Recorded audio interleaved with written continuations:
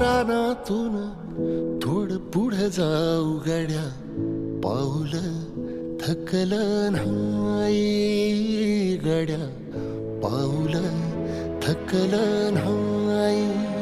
सुकलेल्या भाकरीला पाण्यासंग खाऊ गड्या, पाऊल थकलं नाही गड्या, पाऊल थकलं नाही.